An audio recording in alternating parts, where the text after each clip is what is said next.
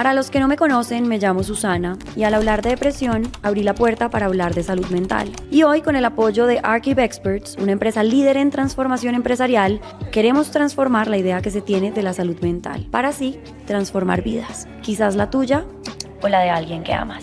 Este es un espacio donde a través de muchas voces vamos a visibilizar la realidad de la salud mental en este universo que nos une como humanidad y resignificar los momentos de oscuridad desde el universo que compone a cada uno de nosotros. Por eso, abro mi corazón y mi alma y les cuento mi historia con este acompañante llamado depresión. Invito a otros a contar su historia y junto a expertos les entregamos cuestionamientos y herramientas para acompañarlos a transitar su camino. Recuerden que cuando compartimos nuestra vulnerabilidad, cultivamos entendimiento y cosechamos conciencia. Bienvenidos a este viaje donde vamos a ir al fondo.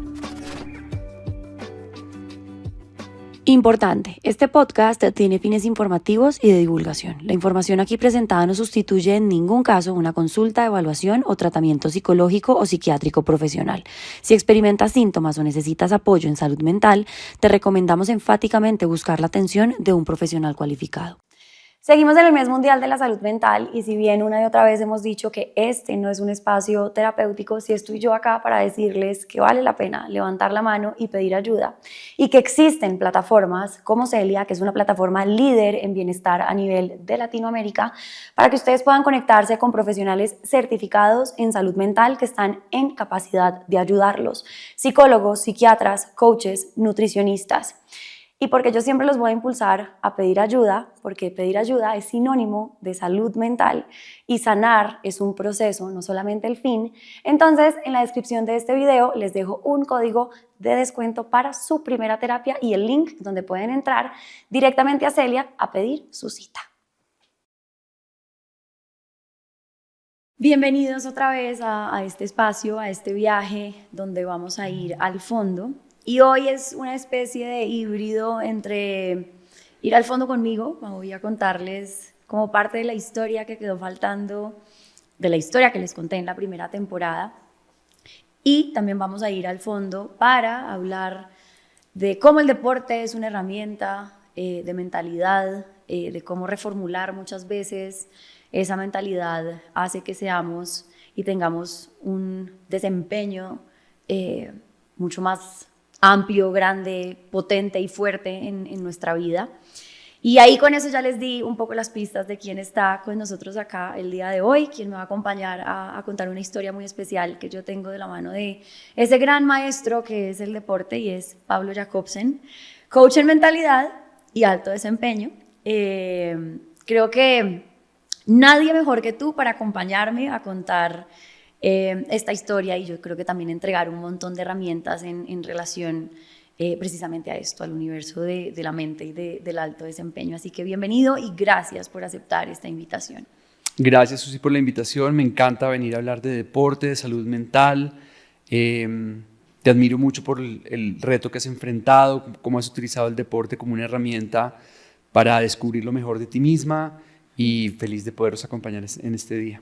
Gracias. Entonces, no empezamos por el principio, porque el principio ya se quedó en la primera temporada, pero empezamos tal vez por como el final de esa historia que conté en la primera temporada, en donde cuento cómo atravieso, acepto y enfrento una hospitalización psiquiátrica que ya es, yo creo que un golpe fuerte de aceptar y un tránsito muy difícil, pero que sin duda mirando para atrás lo agradezco enormemente y creo que fue una de las decisiones que me salvó la vida. Y siempre he dicho que no se puede romantizar el deporte. Yo creo que en general romantizamos mucho el deporte y el deporte he creído que se tiene que ver es como una herramienta, ¿cierto? El movimiento en términos generales tiene que verse como una herramienta. Entonces no, el deporte no me salvó, pero sí me acompañó a salvarme. ¿Crees que en general romantizamos el deporte de lo que tú has conocido, visto? Yo creo que el deporte nos salva de muchas maneras. No es que sea el factor que nos salva, pero es el factor que nos permite canalizar muchas cosas, liberar, por ejemplo, energía, el movimiento. Todos tenemos emociones reprimidas, emociones guardadas, cosas que no nos permitimos expresar y el cuerpo las guarda. Y cuando permitimos que el cuerpo las mueva, las movilice, emociones, energía en movimiento. Entonces, el ejercicio es digamos, un canalizador que nos permite liberar partes de nosotros mismos sin que esa sea la única, pero es una herramienta que para muchas personas es muy importante. Tú oyes, por ejemplo, la historia de Andrés Parra con el ciclismo y él dice que el ciclismo le salvó la vida. A mí, por ejemplo, en muchos temas que yo he enfrentado a lo largo de mi vida, el deporte ha sido fundamental en diferentes momentos. Yo creo que quienes amamos el deporte, evidentemente lo romantizamos como cada quien romantiza lo que le gusta, pero sí definitivamente es uno de los caminos que nos permite sanar, tal cual. Así es. Entonces, bueno, yo, para ponerte en contexto y ponerlos a todos en contexto, yo entro el 7 de agosto del 2023, fecha que nunca se me va a olvidar en la vida, a una hospitalización psiquiátrica. Y antes de entrar a la clínica, yo llamo a la clínica, muerta al susto, obviamente con un montón de preguntas. Me acuerdo perfectamente de la voz al otro lado del teléfono diciéndome, claro que tienes que tener miedo, pero pues acá estamos como para recibirte con miedo y todo. Y yo le empiezo a hacer muchas preguntas, ¿cómo es? ¿Qué puedo hacer? ¿Qué no puedo hacer? Esto, lo otro, yo necesito esto. Y dentro de las cosas que ella me dijo, mira, nosotros somos la clínica del depende del proceso, depende de cada paciente, depende de lo que esté pasando, depende de lo que diga el psiquiatra, pero cuéntame, ¿qué es lo que necesitas? Y yo le dije, yo necesito correr. Y me dijo, bueno, pues no puedes salir a correr, porque pues no puedes salir de la clínica, pero acá hay una banda. Y dentro de la hospitalización, todos los días yo tenía la posibilidad de elegir 2 terapias ocupacionales, ¿cierto? Entonces yo todos los días tenía cita con mi psiquiatra, tenía cita con mi psicólogo y tenía la posibilidad de hacer musicoterapia, literatura, escribir, pintar, hacer yoga, hacer gimnasio. Yo hice mucho yoga, me acuerdo que pinté un montón, nunca en la vida había pintado. Y ellos me dijeron, el gimnasio, en donde está la banda, es una de las terapias que tú puedes escoger, pero si para ti es importante y tú dices que necesitas correr, nosotros te podemos dejar correr todos los días. Y yo, listo, perfecto. ¿Me pueden dejar ver en el celular el entrenamiento que me pone mi hermano? Claro que sí, te damos el celular, tú miras el entrenamiento, haces el entrenamiento, nos entregas el celular. Y yo, perfecto. Y en mi cabeza siempre estaba, yo creo que un lugar al que también los que amamos el deporte muchas veces caemos y es, tengo que entrenar, tengo que hacer esa carrera, tengo, y a veces yo digo, no, a veces no tenemos que llegar a la carrera, a veces ya pagamos la inscripción, pero pues no tenemos que correrla, ¿no? Y tampoco tenemos que entrenar, o sea, sí, pero no hasta ese punto. Mi hermano, además de mi hermano, es mi entrenador y eso ha sido una historia, yo creo que súper bonita. Y yo le decía, tengo que correr. Cuando a mí me hospitalizaron, yo estaba a 8 semanas de la maratón de Chicago, mi segunda maratón.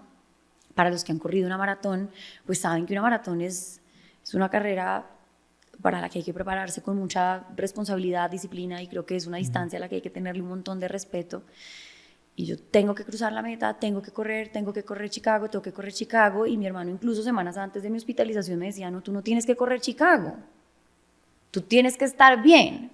Entonces, mi hermano justo antes de la hospitalización me dijo una frase que nunca se me va a olvidar en la vida y es, lo único que tú tienes que hacer en este momento, si quieres correr, es levantarte todos los días, hacer lo que dice, lo que yo te pongo en Training Peaks, pero para hacer algo por ti.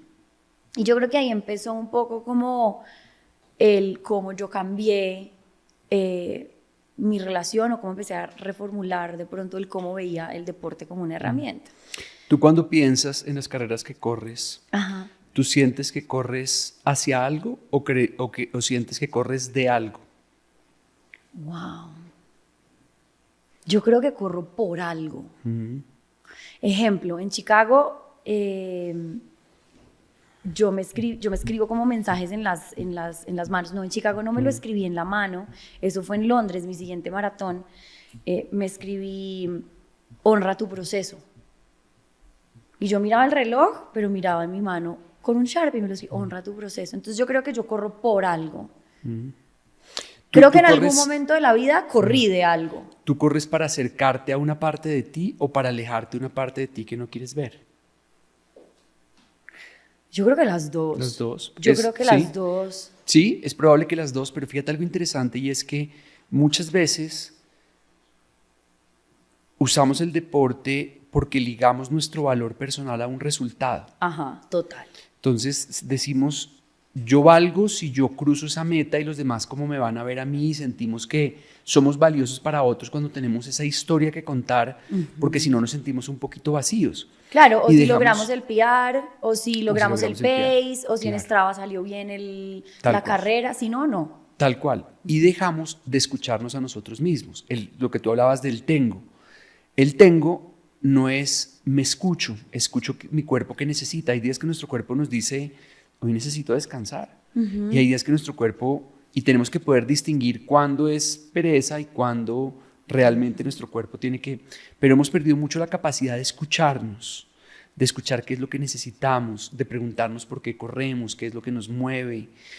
Entonces, la falta, lo que hace que las personas y los equipos no logren sus objetivos no es la falta de motivación, es la falta de claridad. ¿Por qué lo hago? ¿Para qué me sirve esto? Y es como preguntarte, y cuando lo tienes claro, entonces ya no tienes que nada. Ahí lo haces ya es porque tienes una claridad, lo hago porque me gusta, porque lo disfruto, pero no tengo que demostrarle nada a nadie. Yo ya he pasado por todo ese tema de querer demostrarle algo a otra persona. O sea, es un proceso, un momento de reflexión que tenemos. Y todos necesitamos pausas. Y de repente, fíjate, una cosa que es interesante es esa experiencia que tú viviste el 7 de agosto, como mencionas. Todo depende de cómo la percibas. Tú puede que en un tiempo llegues y digas, el 7 de agosto es una fecha de celebración para mí, porque es el momento donde pude parar, donde me pude dar la atención que necesitaba, y todo es un cambio de percepción. Puedes ver el reto como una amenaza, como el momento en que algo en mí se puso en riesgo, Claro. o como el momento en que fue la oportunidad, que descubrí cosas nuevas, lo que estás haciendo hoy, quizás no estarías sentada hoy aquí. Totalmente. Si no hubieras pasado por esa experiencia dura y difícil que no se la desearías a nadie, pero tampoco la cambiarías, porque también te ha ayudado a ser quien eres. Totalmente. Pero yo creo que además hay una línea muy delgada en esa relación que tú hablas, digamos que muchas veces tenemos en el deporte y olvidamos ese porqué. Yo creo que hay una delgada línea como muy difícil de identificar, porque, y yo lo decía alguna vez que me invitaron a hablar en un podcast de qué era el deporte para mí, y yo decía, yo creo que todos los que amamos el deporte en algún momento hemos tenido una relación tóxica con el deporte, y no nos damos cuenta, porque es como es una bola de nieve y de repente estamos centrados en los resultados, en si no corro como fulanito o si no hago esto, entonces no hay, digamos que un valor en eso que estoy haciendo.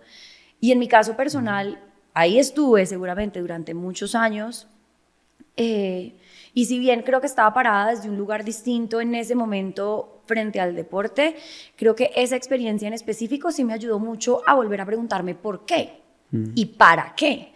Que por eso digo que me quedó tatuado en el alma lo que mi hermano me dijo, es tú te levantas a correr para hacer algo por ti. Si corres la maratón en 5 horas, si caminas, si haces PR, no importa. Tú estás parándote a correr, y él me dijo una cosa divina que fue, Susi, porque claro, también está el susto de una maratón, 8 semanas, yo estoy pesando 45 kilos, deprimida, no me puedo mover, no, o sea, ¿cómo voy a correr una maratón? Y mi hermano me dijo una cosa, me dijo, mira, yo soy tu entrenador, la responsabilidad de que tú cruces una maratón en 8 semanas es mía. Olvídate de esa responsabilidad, tú solamente levántate todos los días y piensa que tienes que salir, o que debes salir a correr para hacer algo por ti, y haces lo que yo te puse ahí. La responsabilidad de que tú cruces esa meta es mía. Como que déjame ese peso a mí, o sea, quítate ese peso de la espalda. Y fue muy lindo porque al final fue un trabajo en equipo. Y yo creo que hay algo interesante, y es que muchas veces cuando utilizamos el deporte y nos volvemos un poquito adictos al deporte o nos cuesta trabajo parar, es porque estamos huyendo de emociones, Claro. lo mismo que una adicción. Es exactamente lo igual. Queremos ocultar partes de nosotros mismos. Lo mismo hace la gente con el trago, con las drogas, y es escaparse de sentir una emoción. Y el deporte también tiene esa capacidad en que tú estás Obvio. enfocada en lo que estás haciendo y de alguna manera lo puedes adormecer. Y lo que nosotros tenemos que hacer es ir nuevamente a esas emociones difíciles. Ahí donde está tu herida, ahí está tu regalo. La cueva que temes entrar, guarda los tesoros que buscas. Entonces, cuando tenemos esa posibilidad de ir a encontrar qué es esa causa raíz de la herida que tenemos, de las respuestas automáticas, empezamos a sentirnos más libres. Yo digo que en el mundo de hoy no somos libres, porque podemos elegir qué comemos o qué música escuchamos, pero muchas veces no podemos elegir cómo respondemos, cómo reaccionamos a las circunstancias que ocurren en la vida y las vemos como amenazas, nos tensionamos, nuestra respuesta es desde el miedo, a diferencia de cuando paramos por un momento, nos preguntamos, ¿puedo verlo como una oportunidad? ¿Cuál es la oportunidad para mí? Y cambiamos la perspectiva. Entonces, lo que yo hago como coach no es cambiar comportamientos. Lo que yo hago como coach es cambiar perspectivas. Y si tú lo ves distinto, tus comportamientos se adaptan a la nueva forma de verlo. Claro, así es como modificas la conducta finalmente. Tal cual. Porque si no, lo que estás haciendo es como pelear en contra de algo que es muy jodido de modificar. Totalmente. Entonces, la cambio de perspectiva cambia tu identidad de cómo te ves y te relacionas contigo misma. Claro. Entonces, cuando tú empiezas a cambiar la forma de verte y relacionarte, y tú cambias la forma, por ejemplo, de ver el deporte y decir como en el caso de algunas personas que, por ejemplo, corren para demostrarle algo a otros o para sentirse valiosos y empiezan a correr por ellos mismos, por su proceso, por agradecimiento, lo hacen para competir con ellos mismos, no compitiendo con nadie más. El PR deja de ser importante. Yo, pues que soy deportista, yo dejé de contar mi tiempo a patios hace años, montando en bicicleta. Yo hace años no miro mis tiempos y no me interesan. Simplemente porque lo hago es por otra razón y para mí el beneficio está por otro lado. Entonces, si cambias tu forma de ver las cosas que ves cambian. Entonces, ahí está el regalo, es nunca dejar de hacer deporte, pero es cómo lo interpretas y hay otras formas de verlo. Claro, y es como ponerse en el ejercicio de responder esa pregunta que puede parecer muy fácil de responder, pero no lo es, y es ¿por qué lo haces? Porque de repente yo estoy segura que muchas personas allá afuera, ejemplo, que aman el deporte o son súper deportistas, en este momento deben estar diciendo, ¿por qué? No es tan fácil. No es tan fácil responderlo, y ahí es cuando uno se da cuenta de pronto dónde está parado frente al deporte, como, ay, ¿será que sí es que estoy contando los minutos y los segundos de patios todos los días que subo patios, o el pace en el que corro, y se me olvidó por qué empecé, o por qué me monté en una bicicleta en primer lugar? Y creo que es natural, creo que hace parte finalmente de los procesos. Pero sí, sin duda, yo creo que cambiar la perspectiva cambia la relación que tenemos con todo lo que hacemos, y la relación que tenemos con lo que hacemos, pues finalmente nos cambia y nos puede transformar a nosotros.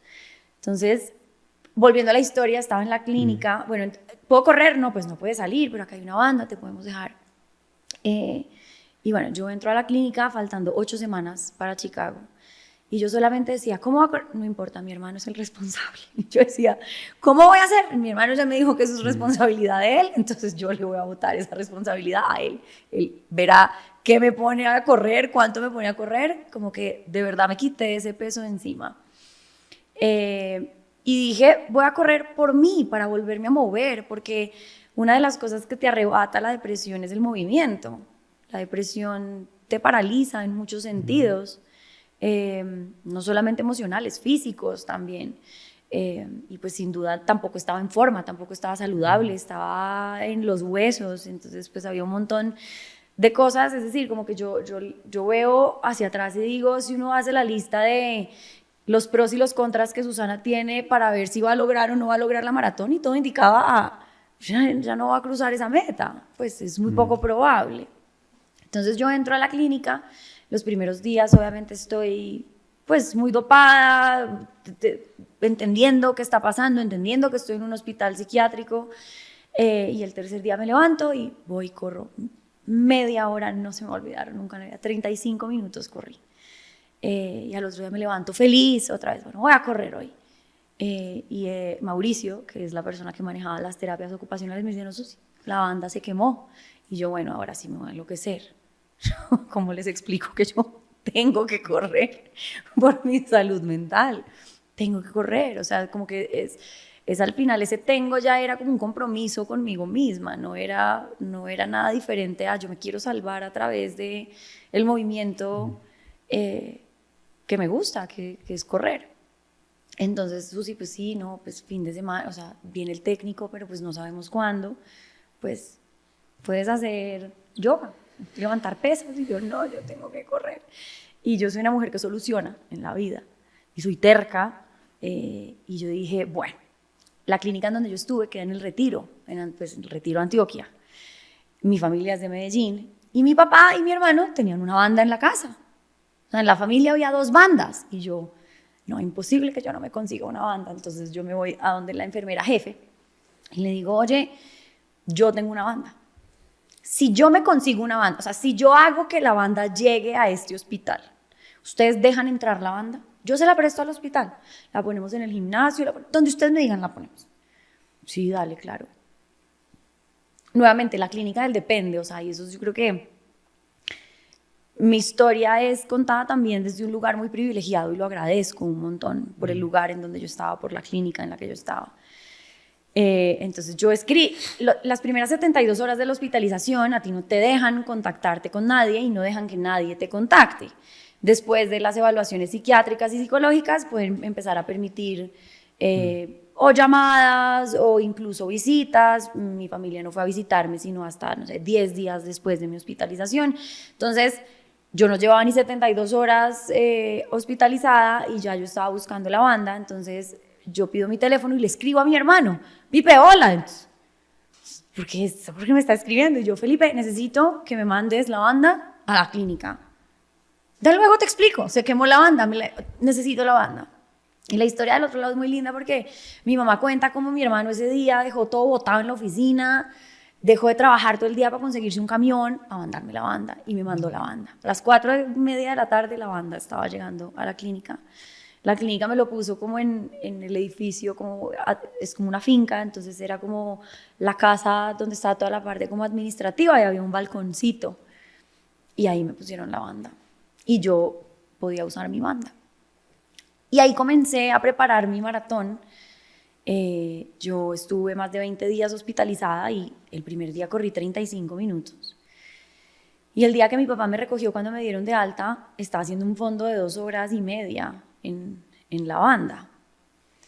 Y más allá del tiempo, más allá del pace, más allá de lo que sea que yo estuviera haciendo sobre esa banda, era como un espacio en donde yo sabía que estaba trabajando por algo que era más grande que yo y que yo sabía que me iba a devolver un montón de cosas en términos de como de mi trabajo personal y lo que yo estaba pudiendo hacer por mí. Me acuerdo perfecto que la banda adelante estaba como la cocina y las de cuando me fui a despedir o a lo largo de la hospitalización las que cocinaban me decían todo el tiempo, ¿usted por qué corre tanto? Me decían, qué cansancio, nosotros la vemos allá, corra, que corra, y usted camina y decimos, ay, ya paró, y vuelve y corre. Pero fue muy bonito, yo creo que, es decir, yo miro para atrás y digo, preparé la maratón de Chicago estando en un hospital psiquiátrico y lo único que digo es me tengo que aplaudir, me tengo que abrazar un montón, es decir, no es fácil estar en un hospital psiquiátrico y levantarte a correr, a preparar una maratón. Y vuelvo, tengo unas más o menos, creo que 3 semanas antes de la carrera, cuando regreso a la realidad, que además es otro momento como muy complicado, y me voy a Chicago, y cada paso de esa maratón fue, de verdad, o sea, para mí esa es la maratón de mi vida. O sea, yo recuerdo Chicago y para ese momento yo, digamos que no había compartido con nadie públicamente mi proceso, y yo decía, es que nadie se imagina lo que estos 42 kilómetros significan para mí, o sea, y mientras corría tuve momentos en donde lloraba sola y luego me reía y yo solamente me repetía, es por ti y para ti, es por ti y para ti, es por ti y para ti. Y recuerdo perfecto que la noche antes, igual yo soy súper competitiva, igual quería, o sea, correr rápido, hacer menos de 4 horas, piar, lo que sea. Y el día antes, entonces me conecto con mi hermano por videollamada y le digo, bueno, ¿cuál es el plan de carrera? Y él me dice, ¿correr? Me dice, Susi, ya llegaste hasta Chicago. O sea, ya. Pues de verdad, esa es tu medalla. Y yo corro y hago menos de 4 horas. Hago mi mejor tiempo hoy por hoy en una maratón. Yo crucé la meta y yo solamente, a mí me temblaba todo. Yo lloraba y lloraba y lloraba. Hay una foto súper bonita donde yo estoy llorando y como con las manos en el corazón. Los voluntarios pensaron que me estaba dando un infarto. Porque yo crucé la meta, me quedé paralizada, me cogía así el corazón y solo lloraba y solo lloraba. Entonces, claro, yo a esta niña le estaba dando un infarto. Cuando abrí los ojos estaban todos así como, ¿qué te pasa? Y yo, no, estoy bien. Y cuando agarro el celular y veo los mensajes de mi familia, mi hermano puso como, estoy llorando de la felicidad. Y yo le respondí, yo también. Porque fue una medalla un poco, pues que conseguimos entre los dos. Y yo miro para atrás y digo, mientras mi hermano estaba viendo cómo su hermana, la vida de su hermana corría riesgo, también la estaba ayudando a prepararse para una maratón. Y todo ese tránsito a mí me reformuló muchísimo mi relación con el deporte, porque entendí eso que me repetí una y otra vez en esa carrera, y es por mí y para mí, por mí y para mí, no más, por mí y para mí. O sea, esto, para mí esa carrera fue la representación de cómo me salvé la vida, y por eso significaba tanto. Entonces sí creo que el deporte es una herramienta poderosísima. Hay una idea que me recuerda a lo que nos estás compartiendo y es, si algún día te pierdes, búscate en las cosas que amas. Y cuando tú viviste esa experiencia, yo creo que de alguna manera te estabas sintiendo perdida, no te estabas reconociendo, no estoy sabiendo lo que es lo que me pasa. Y que tú hayas tenido esa conexión con el deporte, que es algo que amas, es donde te puedes empezar a encontrar. Entonces, el deporte nos sirve mucho para encontrarnos con nosotros mismos. Y siempre que en la vida de alguna manera nos sentimos perdidos, nos sentimos que no estamos en el lugar donde deberíamos estar, siempre la clave no es buscar afuera, sino es ir adentro a pensar que son esas cosas que nos gustaban de niños, esas cosas que nos motivaban, esas personas que nos inspiraban. Y cuando nos acercamos a esas cosas que realmente amamos, empezamos a encontrar como a recordar quiénes somos. Y ahí a mí se me viene a la cabeza una frase que escuché incluso hace poco, y es, cuando no puedas salir de tu mente, entra en tu cuerpo. Y ahí es donde yo también creo que el movimiento a nivel químico, fisiológico, es decir, está comprobado que genera un montón de cosas que nos ayudan a salir de esos lugares. Total, la bioquímica del cuerpo cambia completamente cuando estás haciendo ejercicio. Y yo creo que una de las claves también es la respiración. Trabajar en la respiración, porque tu mente controla tu cuerpo, pero tu respiración controla tu mente. Cuando tu respiración es ordenada y cuando tu respiración es controlada, tus pensamientos se ordenan. Fíjate que muchas veces con todos esos temas de salud mental, a veces la respiración es muy superficial. Es como que nos estamos ahogando y nos sentimos que nos está haciendo falta el aire. Y cuando empezamos a controlar la respiración, eso es lo que hacemos, por ejemplo, en inmersiones en hielo, es una práctica de no resistencia, de no resistirte a la incomodidad, porque correr también es incómodo. Totalmente. Pero simplemente es la aceptación de la incomodidad y es enfocarte en tu respiración.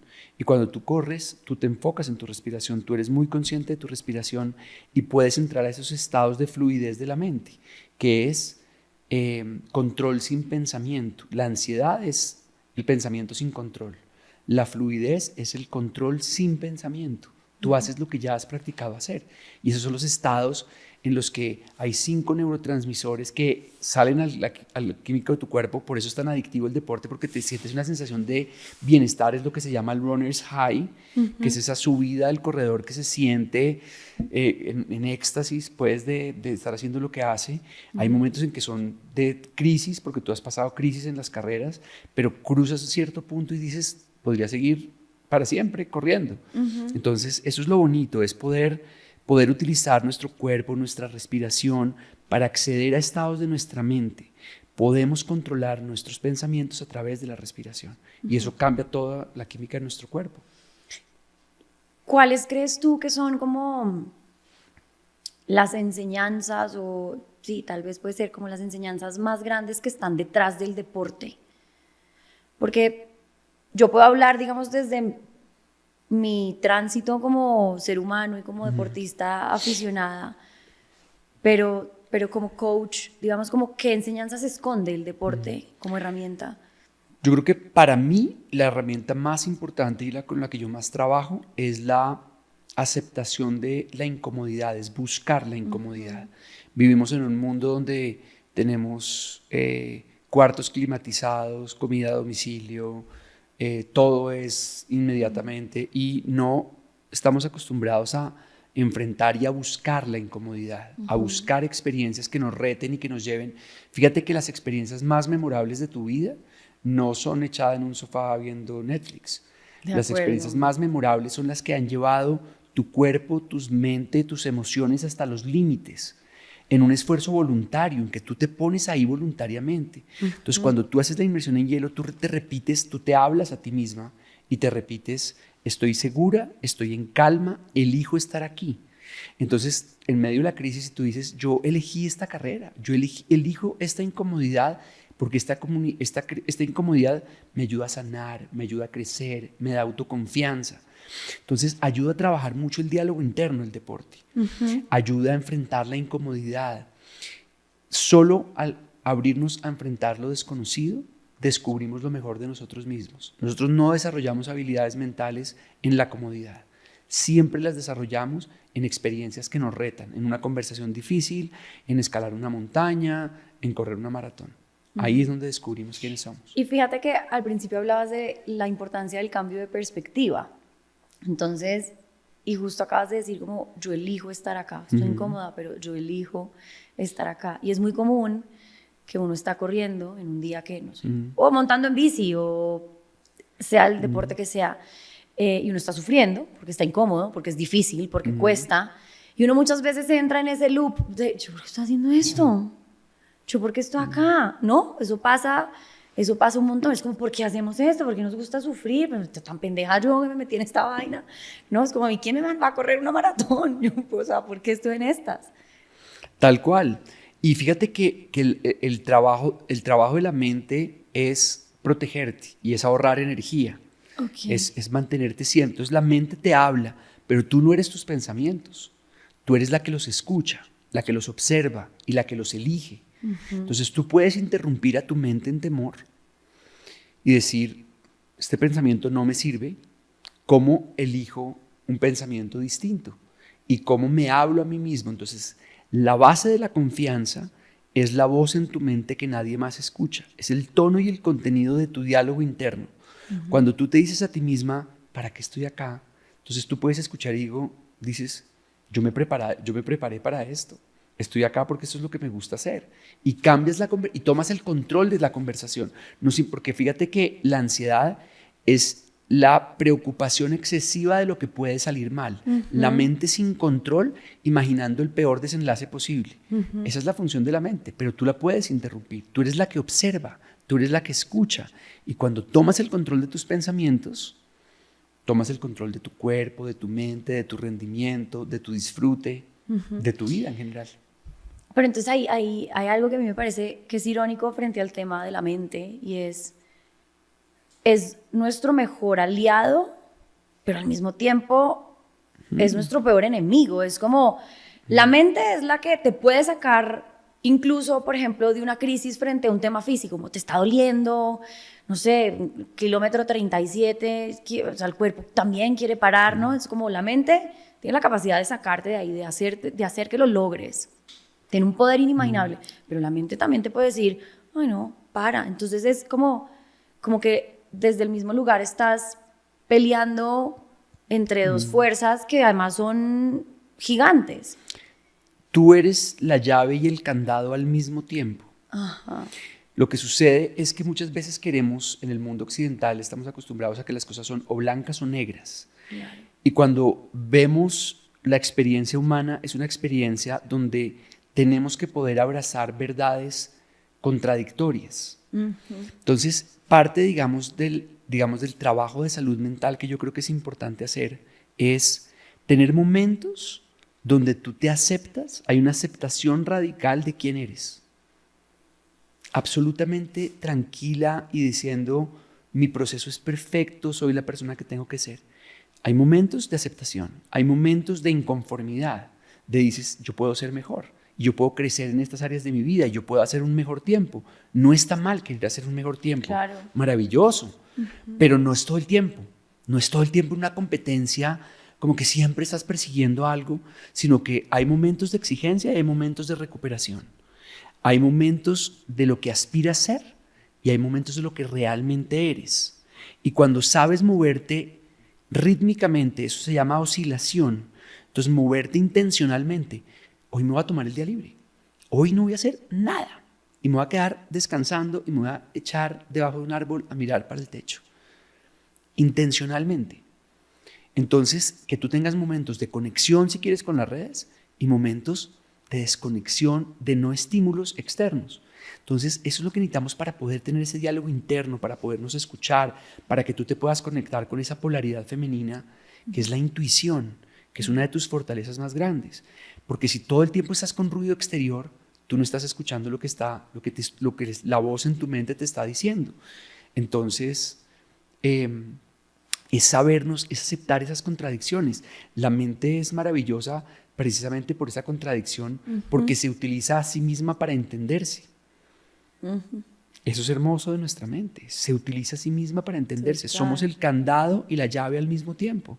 Entonces, es como no es todo el tiempo exigencia, no es todo el tiempo pasividad. La vida, lo bonito de la vida son picos y valles, exigencia y recuperación, intensidad y relajación, y movernos rítmicamente entre momentos de lo que aspiro a ser y momentos de lo que soy sin pretensiones.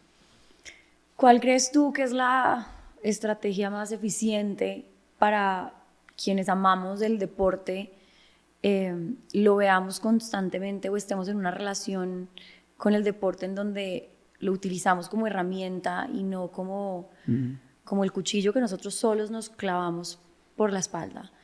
Porque lo digo porque creo que si bien lo que hablábamos ahora, todos en algún momento hemos tenido una relación tóxica con el deporte frente a soy mis resultados y si no, no vale. Creo que también está no nos permitimos el error, entonces si no hacemos un proceso o un ciclo de entrenamiento al pie de la letra, como dice la aplicación, entonces, o si quedó en rojo o en amarillo o en verde la aplicación, entonces no vale, ¿sabes? Como si no es perfecto, no vale, si no es perfecto, no estoy preparado. Te lo digo yo, por ejemplo, frente a un proceso personal, o sea, estoy a días de la maratón de Nueva York, que es mi cuarta maratón, por otros temas personales de la vida, otras cosas. Es decir, no hice el proceso como se debía, no cumplí con todos los entrenamientos, y dentro de este proceso han existido un montón de dudas de no, yo no voy a poder cruzar esa meta porque es que no lo he hecho como se debe, no, yo no estoy preparada. Y entonces se empieza a volver, es como una carga, y se empieza a volver literal como el cuchillo que nos clavamos como por la espalda nosotros mismos. Yo creo que lo primero es entender cuál es nuestra herida fundamental. Y fíjate que existe una herida fundamental de perfección, una idea fundamental de control y de complacencia. Son unas 3 de las heridas fundamentales. Entonces, fíjate que de repente hay que conocer muy bien nuestra personalidad y desde dónde lo estamos haciendo. Desde complacer a otros, desde hacerlo perfecto y pensar que... Entonces, cuando empezamos a ver la herida y la reconocemos, podemos empezar a cambiarla, nos podemos empezar a hacer cargo. Entonces, primero es autoconciencia y después es práctica. ¿Por qué tengo esta herida? ¿Por qué lo tengo que hacer de determinada manera? ¿Qué pasa si pruebo y lo hago distinto?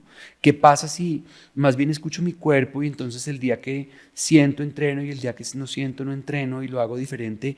No vivo de esto específicamente, lo hago porque lo disfruto. Entonces cambias tu perspectiva de por qué lo haces y empiezas a través del entendimiento de cuál es tu condicionamiento y cuál es tu respuesta automática a las cosas, porque muchas veces las personas, y le pasa mucho a las mujeres en el mundo de hoy, es la perfección. Entonces ser la esposa perfecta, la profesional perfecta, la mamá perfecta, y eso tiene un costo muy elevado y es que te agota. todo el tiempo estar buscando la perfección te agota. Entonces es también abrazar tu imperfección y decir, yo lo hago porque esto es lo que me gusta, pero no lo tengo que hacer de la manera en que la aplicación dice que hay que hacerlo. Así lo hacen quienes viven de eso seguramente, porque necesitan llegar a un nivel de rendimiento X. Pero yo en este punto de mi vida, ¿por qué lo hago? Y entender, y tú puedes cambiar tu percepción de por qué lo haces y decir, yo hoy lo voy a hacer por otra razón. Hoy no lo voy a hacer para demostrarme nada a nadie, no lo voy a hacer para compartirlo con nadie, lo voy a hacer simplemente para demostrarme a mí misma que puedo creer, que puedo enfrentar cosas difíciles. Entonces, como bañarte con agua helada, como meditar, como ayunar, buscar la Como incomodidad. salir a correr una maratón. Como salir a correr una maratón. Este domingo. Es incomodísimo, por supuesto Sí. que es incomodísimo. Y da un montón, y da mucho susto. Por supuesto. Genera un montón de dudas. Genera un montón de dudas, pero fíjate que eso es normal. Los mejores no es que corran y no sientan dudas y no sientan miedo. Lo que pasa es que nosotros sentimos a veces, cuando tú reconoces la emoción y dices, tengo nervios, y entonces cuando tú reconoces la emoción y la etiquetas y le pones un nombre, se llama nervios, se llama miedo, la puedes manejar.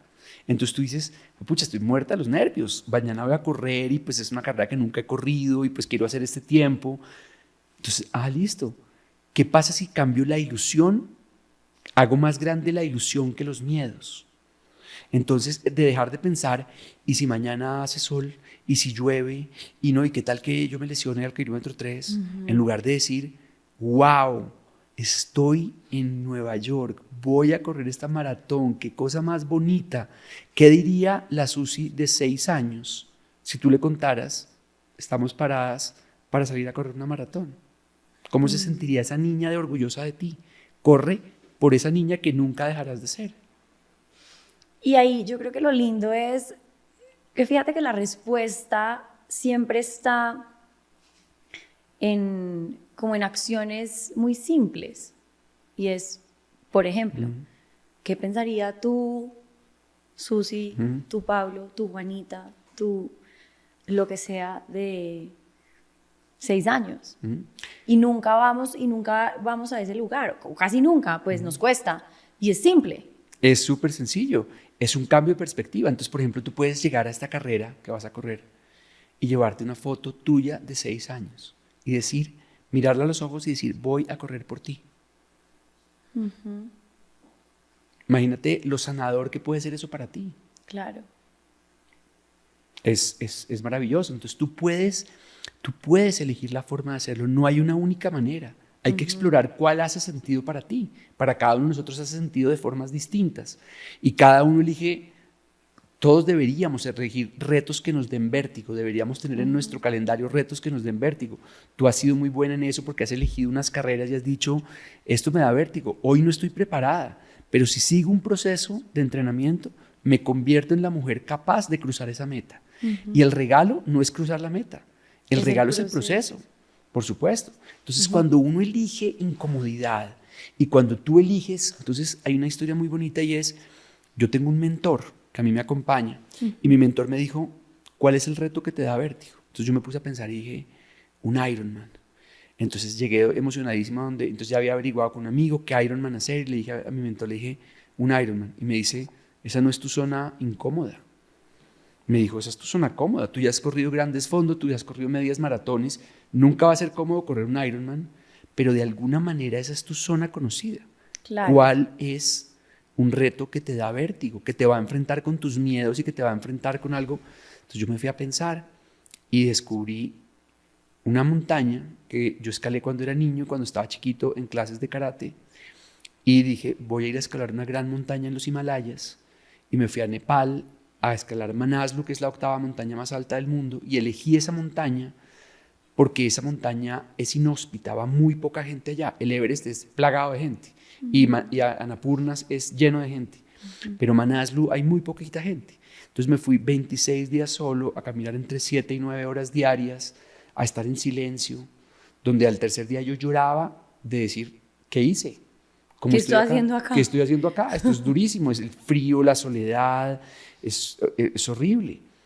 Y al 5.º día estaba pero brincando de la felicidad de haber elegido estar ahí porque era una experiencia increíble y uno atraviesa la crisis iba a aparecer, pero el momento en que apareció la crisis es ¿por qué estoy acá? ¿Qué me movió a estar acá? Eso iba a preguntarte, ¿cuál es la manera en la que de repente, o de qué herramientas puede uno echar mano para atravesar una crisis? Por ejemplo, hablando específicamente de esos escenarios como que quienes hacemos deporte, no sé, una maratón, la famosa pared, o en un Ironman cuando te dé tal cosa, en la montaña, en un fondo, no tengo ni idea, o sea, cómo atravesar esos momentos de crisis como a nivel deportivo. Yo creo que es tener una intención clara, un propósito o una intención clara, y es el por qué lo estoy haciendo. Si tú tienes un porqué claro, tú puedes atravesar los momentos de incomodidad y tú dices, lo estoy haciendo por esto, lo estoy haciendo por alguien.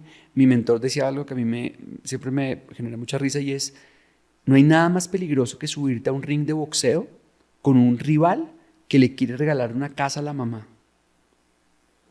Esa persona es muy peligrosa porque esa persona tiene una motivación tan grande que si tú lo tumbas se va a levantar 25 veces y va a luchar con todas sus fuerzas. Total. Si tú no tienes una motivación igual o superior a esa, estás en desventaja.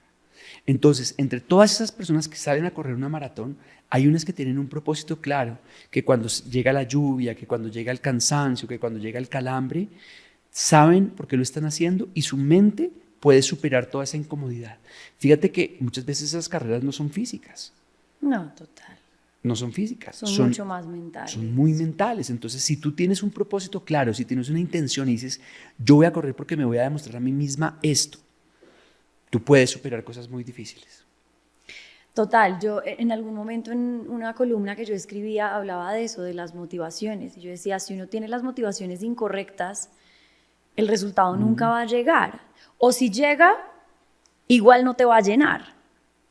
Y para mí esas motivaciones incorrectas de repente es solamente sentarse en el resultado, definirse a través de los números, hacerlo por ganarle a alguien más. Y está perfecto uno ser competitivo, pero creo que ese tema de las motivaciones al final también es muy importante uno a solas preguntárselo y decir, y bueno, si estás en la motivación incorrecta, entonces como reformular el camino, que tampoco es fácil.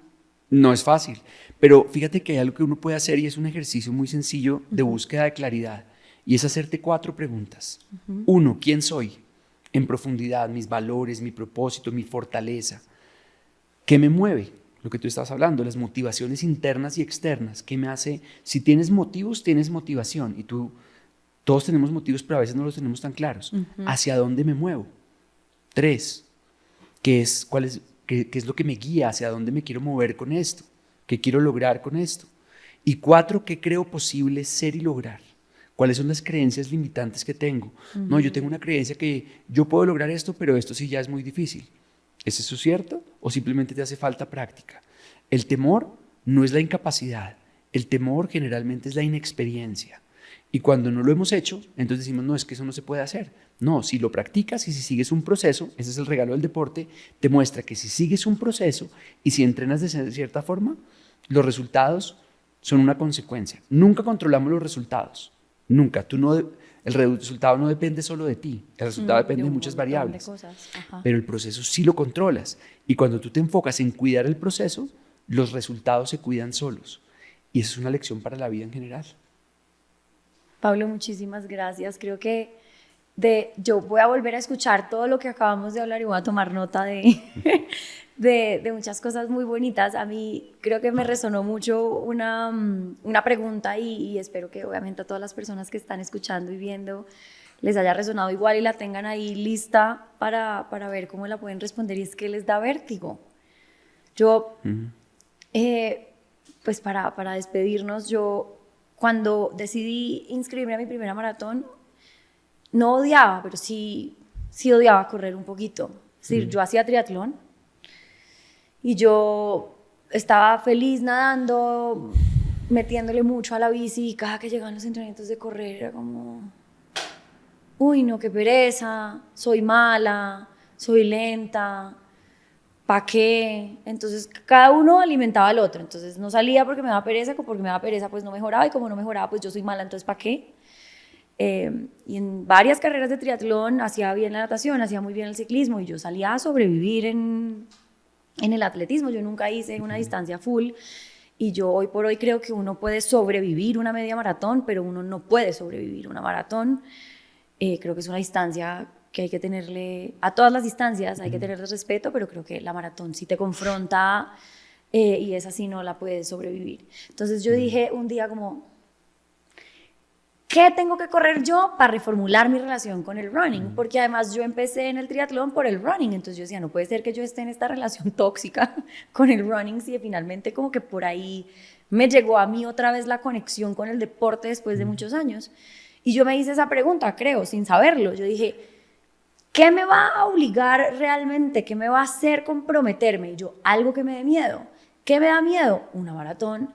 Yo decía, es que si no es una maratón, yo no voy a obligarme a reformular mi relación con el atletismo, porque es una cosa tan grande, es un objetivo que me asusta tanto y al cual le tengo tanto respeto, que eso va a hacer que yo me comprometa.